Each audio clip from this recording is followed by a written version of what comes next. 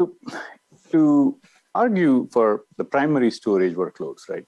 If you look at the SAN NAS, which was the primary storage for the enterprise, right? If you look at the applications, I broadly picked three categories, but pretty much all applications. But let's pick the database, which was the primary breadwinner for a primary storage workload, right? Whether it's an Oracle database or Postgres, MariaDB, like that was the traditional world. And every time you bought a database, you have to buy a SAN and then sometimes NAS. There was always argument between SAN or NAS, which is better for a database. But if you look today, every modern database out there, they are actually built on object store. But it's not just the modern ones. I was actually quite surprised to see even the old school ones, or at least the enterprise ones, the proven enterprise databases very quickly adopted object store because they would become irrelevant in today's landscape. Like before Elasticsearch, if you compare Elasticsearch versus Splunk actually got Smart Store way before Elasticsearch got the native integration with object store. Vertica, Eon Mode, Splunk, Smart Store, Teradata Vantage, the NAS native object store, NAS mode, even KXDB, right? Like Greenplum. You look at like these databases that are proven, they actually have native object store integration. One of the exciting ones in that world is Microsoft SQL Server. Like most of these integrations, it was done by these vendors. They would do it in their labs, and once it is ready to be announced, that's the time they actually start talking to us. And usually these developments are built on MinIO in their lab. It's more MinIO compatible than S3 compatible. And like SQL Server, for example, you can run queries on objects stored on MinIO. Like the object can be in Parquet, ORC, like one of these standard formats. They look like table to a SQL query. And you can run these regular SQL queries on the data sitting on MinIO. It also gives you the advantage of schema on read. That way you are no longer stuck with one database. It is now increasingly the trend. All kinds of databases now are coming after this market. In terms of the most modern ones, I'm seeing a trend in terms of embedded databases. I would have never imagined, but it's now an emerging trend. A good example, you can see like Data Fusion from Apache Arrow project. There is now a company, Ultron Data, then DuckDB. There are so many examples now out there. These are databases that you can directly query any kinds of objects stored on object store. The reason why we are most excited about this particular use case is these are all business critical data. And it could be graph data, it could be key value data, it could be log data. Log data is the most common one. And across the spectrum, we see all these databases are converging to object store, and strict consistency and performance, and S3 API, of course, was the reason they adopted MinIO. It is SAN and NAS market losing database to object store. It will make them irrelevant in the modern world. Yes. So from your point of view, is a question of capacity, is a question of usability of the storage in the backend, or is there something else that we are missing? I mean, from the point of view, the block device, and you have to build all the infrastructure on top of it to use the database on top of it. Yeah. So why did this happen? Why did database adopt object store? When I first started seeing this trend changing, I was myself telling the database developers, it makes sense for database to sit adjacent to MinIO. So database and object store are parallels. You have metadata, you store on database, you have blob data, store on object store. That made a lot of sense. But the reason why that trend could not be stopped, and we actually changed our views on this. I thought that database on top of object store did not make sense. Database was all about IOPS and a tiny amount of basically metadata, right? But then when we started looking into the details, what we learned was bulk of the data of MinIO in the field is basically machine generated or software generated data. They are coming in, these are less than 4K. These are sometimes log, sometimes events. They are actually nowadays very structured. It's not like Apache log format. These are very structured data. It's just that small data in large quantities is what is happening to the databases. Databases experienced explosion of data. I thought that unstructured data is like lots of cat videos, right? All kinds of videos, like VM images and stuff like that. And structured data is some kind of employee information, payroll information, transactions. That is small. It's okay for them to be even on SAN with a database, but not in the object store. What really happened was bulk of the data. If you look at these enterprises, they have nowadays 10 petabytes is an entry point. They have 10 petabytes. Some of them are now exceeding 100 petabytes, and they're looking beyond. What is all this data? If you look at Uber, for example, like entire profile information, credit card information, whatever they have about their customers will fit in a single Postgres database. Why do you have these petabytes of data? That is basically the data that's generated by the apps all the time, the location and all the event information. That's pretty much how all modern enterprises are suffering from. This data historically went to a database, but now databases have to scale to handle huge amounts of data. They started changing the behavior, the architecture of the database. Database is basically a query engine and a data storage backend. The data storage backend, they realized that by leaving it to object store, now the database architecture engine itself can go stateless. If at all they have any storage, they actually still don't need SAN. They just need local store, and that's just a hot cache or a hot tier just for mutability. And their core focus is query engine, right? Just focus on query engine. Leave the data storage to object store. That allows them to become elastic, scalable, and become more reliable too, because they are no longer dealing with data durability issues. That was basically the fundamental change. Like if you take even message queue, which is Kafka, is now seen more like a database. The lines are blurred because once they gave order guarantee a queue, it started looking like a store, data store, and people started putting lots of machine-generated events on Kafka, and Kafka started seeing petabytes of data. Kafka wouldn't scale, making 3 copies of it with order guarantees. They realized that Kafka tiering, leave just the hot data in their tier, local drive, 3 copies, that's just JBOD style, and keep bulk of their data on object store. Now Kafka can handle petabytes of data reliably. It's true for every modern database. Cassandra, when it went to the cloud, they have to rewrite their backend. Astra DB is basically all their testing and development itself is done on MinIO. It allows these databases to scale, to handle huge amounts of data. That was really the reason that drove the database shift to object store. Besides, they also need to be in the cloud. If they are not in the cloud, if they are today any business that says, I will only run on bare metal or VMs and not on containers and Kubernetes, they will become irrelevant, right? So that partly is there, but the fundamental need was scale. Okay, I don't want to challenge you, but one of the problems is S3. I think it's just that yes, object stores in a very contextualized term in the database. I get it, but latency is still a huge problem because you want to access small pieces of information quickly. Anyway, actually, this was also the reason why I thought the databases should be adjacent to object store, not on top of object store, because databases is IOPS and object storage is throughput. There is a reason why object store drifted away from SAN NAS world, shift from IOPS to throughput. IOPS problems are hard to solve. It's hard to scale. It's not about better software algorithms or choices you make with the algorithms.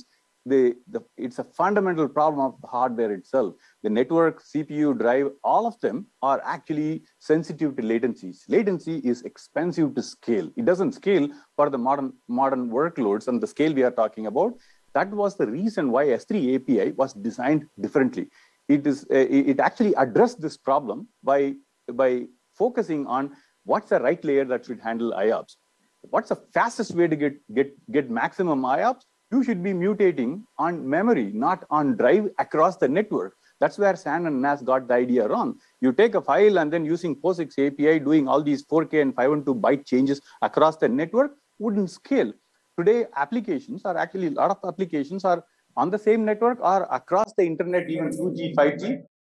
If you see that SAN NAS, you can't even access across WAN, and forget about some JavaScript and Android, iOS apps. The internet latency is so huge. Object storage shifted the problem of IOPS to throughput by telling the applications, you want to mutate stuff, you should mutate in memory. You get the object, you mutate all you want, like Spark versus Hadoop was the same idea, right? You get the object, getting the object is a throughput problem. Throughput problem is easy to scale, whether you're on same machine, different machine on the same network, or across the internet on a 2G network, it would still work. The bandwidth and throughput is easy problem. You pull the data, you mutate all you want. When you are ready, applications always had better context of when to commit. The file systems were mostly hacks when it comes to consistency and coherency guarantees. With the new model, basically, Amazon got this idea right that by letting this go and making all operations atomic and immutable and translating IOPS into a throughput problem, they solved it. And how did they solve? Now, suddenly the applications are getting better IOPS. Why? Because they get the object, or even the databases. What do they store on MinIO? These are table segments. Or if it is like a RocksDB type backend, these are SS tables. Either it's table segments or columns of a column store DB format. And those segments are themselves immutable. They are like 1 MB, 2 MB, or whatever. You have no reason to go mutate this across the network. Get the blob, mutate all you want in memory, commit it back. You will see that it's a throughput problem nowadays in the modern database world, and their requirement is no longer IOPS. This way, databases also reached massive scale, and they no longer ask for IOPS. But having said that, it's not the database, guys. I saw that the IOPS was a problem. Surprisingly, the third part of this, if I skip, you would imagine the secondary storage players, copy data management, backup vendors, right? They would be the one who cares about throughput and not IOPS. It was completely reverse. The database guys were very smart about doing IO the right way. Basically, you get a blob, mutate in memory, commit it back. They got the idea right away. But the database, so the backup vendors, what they started doing was they were basically taking the application from a SAN world and then brought it to object store without much change. They are storing 256K block to 1 MB. And why are they storing as 256K block? It's basically a VM image broken into lots of small blocks. They treat object store like SAN. And they want to do dedupe. To do dedupe, they're all the time listing continuously and then doing mutations, delete block, override block, add block. This is data management operations. They look more like a HPC high performance workload more than a database. Databases are actually much easier workloads to handle. Overall, I'm finding that nobody says, I don't want performance, right? Everyone, even static website hosting to video streaming, time to first byte and the latency, they matter. But it's more of the world, the requirements have considerably changed today. That the applications understood that S3 API solve these problems better than a POSIX API. Is the future S3 Select then? So something like that, right? So what's my take on that? When we introduced S3 Select, we were like when Amazon introduced S3 Select, we right away side by side we announced because we already had a similar capability and we saw the need for it. But then when Amazon was talking about S3 Select in preview, we said, okay, I don't want to create yet another standard, so I'll make our API too exactly like Amazon S3 Select, and then we added the same capability. But while it is very powerful, it did not get the attention or the adoption we anticipated. The reason for that is still the database vendors were like slow to adopt a new API change. But finally, I think the time has come, and the ones that there is another change along with the S3 Select we are seeing. S3 Select itself, MinIO's S3 Select is considerably fast. It's because the JSON like CSV type data, right? They're even compressed, and the way MinIO parses them, we can actually load these segments into CPU registers. Nowadays, you have 4K worth of register space per clock cycle. can actually load them and then perform a SIMD operation to do JSON and CSV marshalling. So it can actually do at ridiculous speeds. But after all of that advantage, the problem was not how fast we can crunch and do filtering, SQL query filtering of the data logs. The problem was the S3 Select API adoption. And now one of the recent trends that's happening in the industry is the Apache Arrow format, that it's finally now bringing a in-memory columnar format that multiple databases can coexist and cooperate. So, and underneath the Apache Arrow format, I also see Apache Arrow format as a better alternative to GPU direct type ideas, right? Apache Arrow format underneath transparently takes advantage of S3 Select. There's good amount of work collaboration going on right now. I think with that, once the Arrow project takes advantage of S3 Select, all the databases that are getting built around Arrow format will be able to benefit much quicker. So that's how we can solve the adoption problem.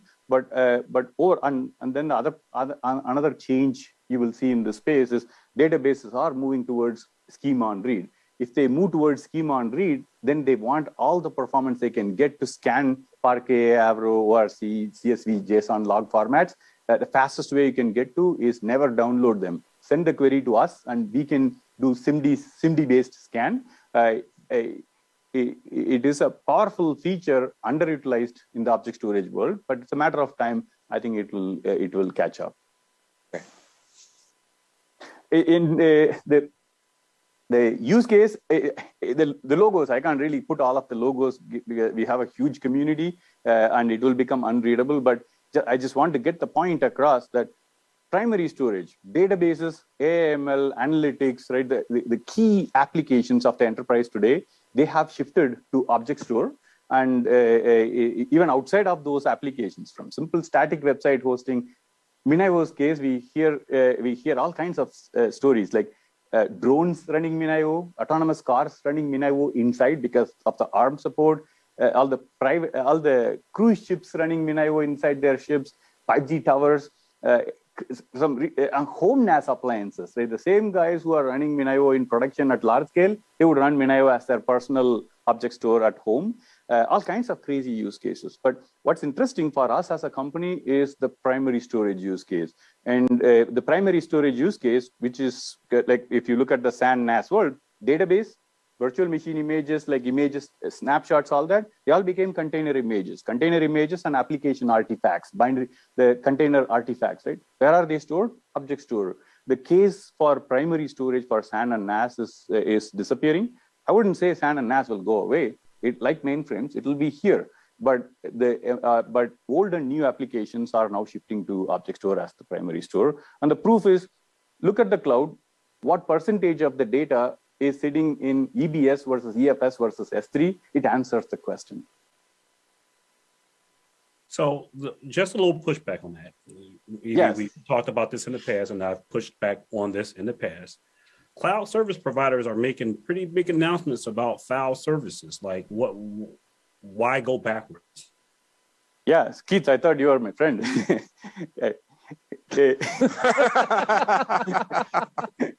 So EFS and EBS, it's actually a good question.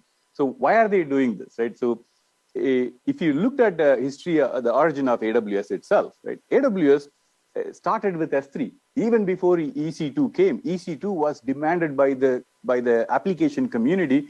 If I love S3, can I also put my applications? And then came EC2, and then came EBS. By the time EBS came, EC2 basically was stateless.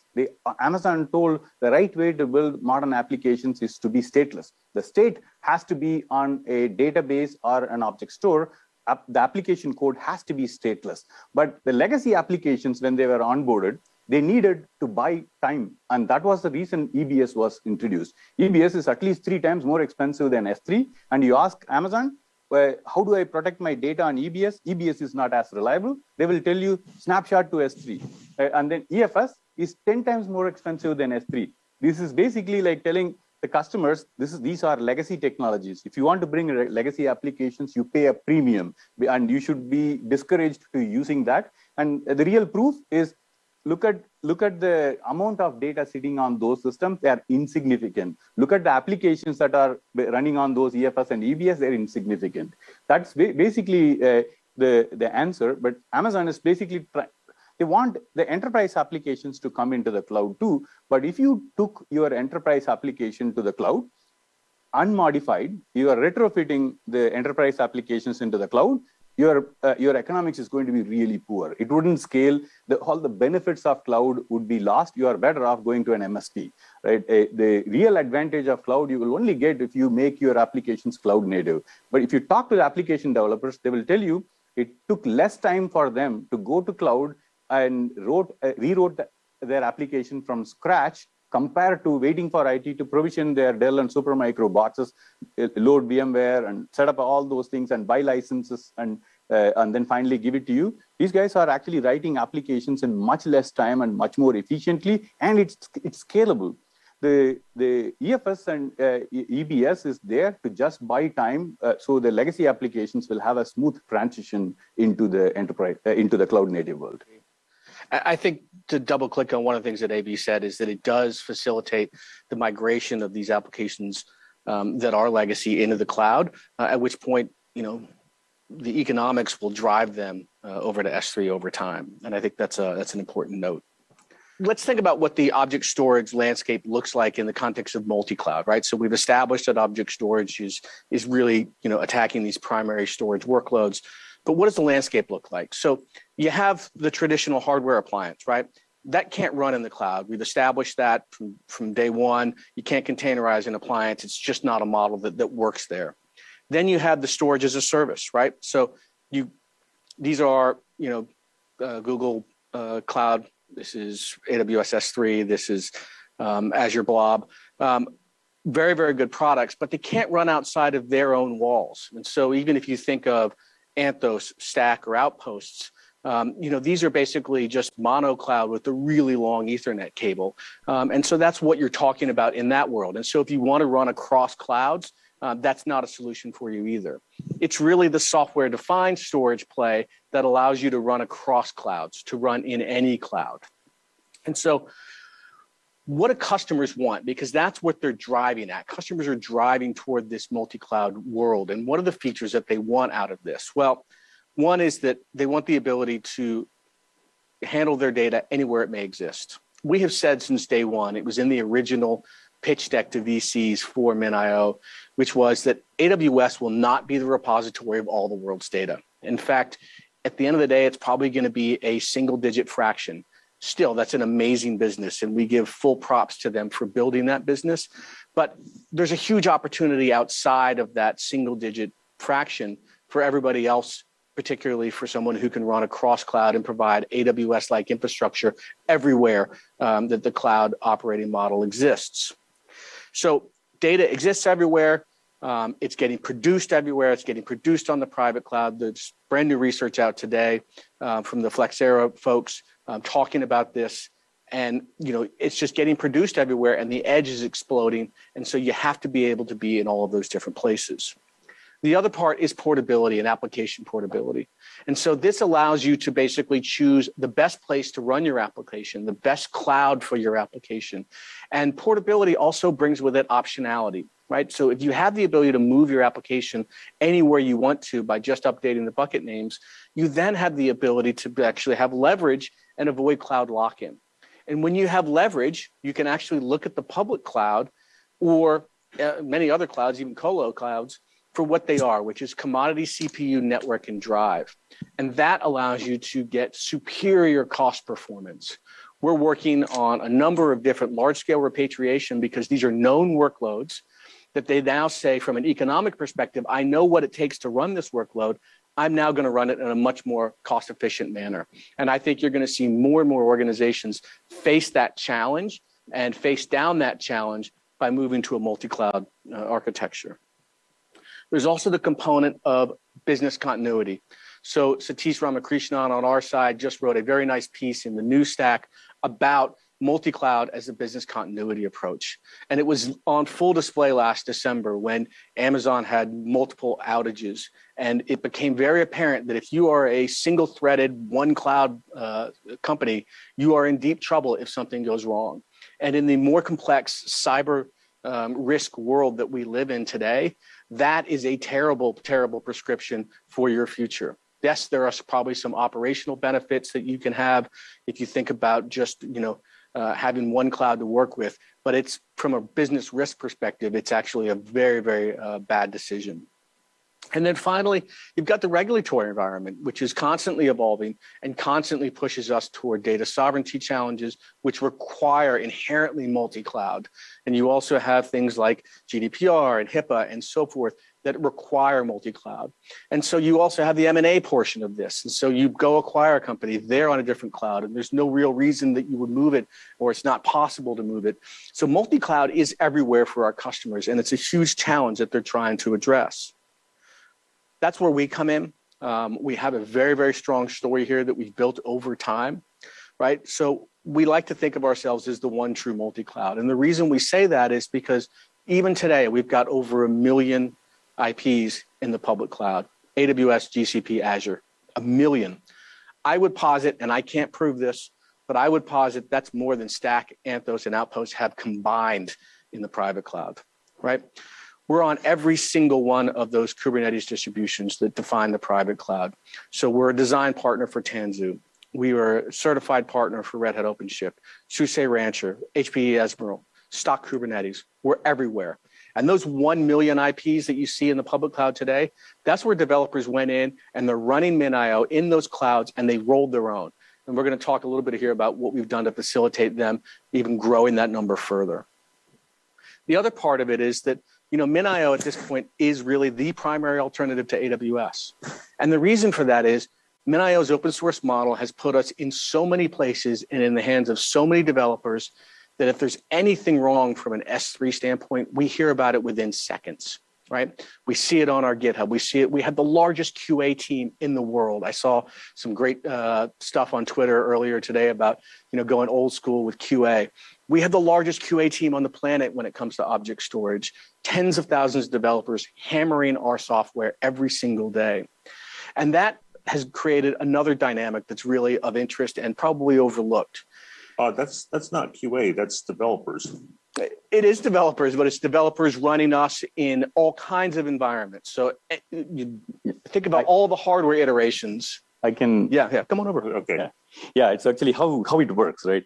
The S3 API itself, if you actually see, while Amazon published the REST API spec, it's more of a religious text. Right? There are many interpretations of that API. Take just their own Java SDK, different versions of Java SDK will interpret the API differently, and Amazon service is also forgiving. Now, for us, that it's not just about the API compatibility itself, right? Even getting the API compatibility, it is very hard for us to be able to build a QA team to validate it. The reach of the application ecosystem, since the day they are getting built, how testing them, like if I commit a code that broke some compatibility or if some performance regression or some problems, right? As soon as I commit our code, I'm not even making a release. We make a weekly release. If I make before I make a release, I just committed the code, merged to upstream. Within 30 minutes, you will see people complaining on Slack, on GitHub issues, and most of the time, almost all the time nowadays, if a customer found a bug, that's simply because they're running an older version. Simply, we will tell them that bug was reported here and fixed in this release, and if you update it, you're good to go. From compatibility point of view, from testing on different kinds of operating systems and scenarios in different ways and different scale, the reach that we have, and so many people are reading our code.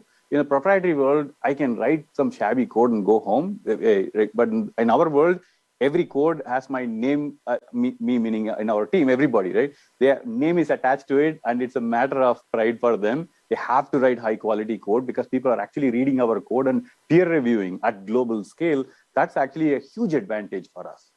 Having worked on developing proprietary code for 30 some odd years, those bugs come back and find you. yeah. All software has bugs, right? It's hard, right? Yes, yeah, I agree. But the other point I want to make out of this is, having spent an awful lot of time doing development, I can say for a fact that most developers suck at QA. Yes, yes. It's even if you hire, even putting a separate QA team is very hard, right? That's where the way we do. If you write code, you have to own testing your code. You created the bug. Don't make it someone else's problem. And we invested heavily on better like functional tests, unit tests, whole system tests, and then a full system in terms of collecting the diagnostics data, the supportability data from even performance tests. You don't need to go elsewhere. There is a function inside MinIO to run full system check, like it's like a OBD port in the car, onboard diagnostics port. If you run a command, it will actually run all kinds of tests, multi-point inspection, and get the data. So immediately we can tell what's wrong with your system. Getting this information from across our community is very useful. I'm going to rewind to my original comment and just leave it at that, which is that claiming that you have thousands of developers feeding on the code is not the same as QA. The modern day QA, if you see how in the CI/CD world works, right? The best example is not how we do QA, right? The best example is how stable is MinIO and how fast we make releases. Yeah, I have no argument with that comment. My comment was simply that having lots of developers pounding on it is not the same as QA. But I agree with you on that. Okay. Yeah. And so AB was talking about ecosystem, and I think one of the interesting things about the level of S3 compatibility that we've reached is that you can now assume that MinIO will operate with anything that's in the marketplace that's designed for S3, in the AWS marketplace for S3. But you also have this emerging phenomena, and AB showed some of the and talked about some of the companies earlier on those previous slides. Those logos are building for MinIO first. Right. So they're building for MinIO first because A, yes, it's open source. They can download it. It's frictionless. B, they can download it to their laptop. They can download it to their lab system, and they can develop on MinIO knowing that it's going to work in AWS because of that compatibility. And so now we have actually a slightly larger system than AWS because we have everybody that's basically on AWS, plus this emerging group of startups that are developing on MinIO first.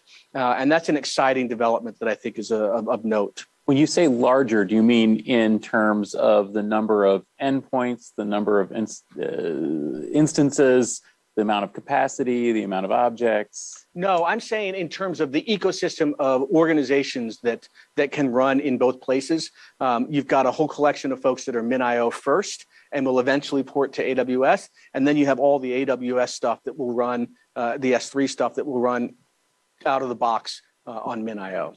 Okay. And so I'm just talking about the overall ecosystem, which is, and we haven't talked to almost any of these companies, right? Mm-hmm. There's tens of thousands of them. And again, we haven't had any real interaction. This is the beauty of the open source model. It's the power of the cloud operating model.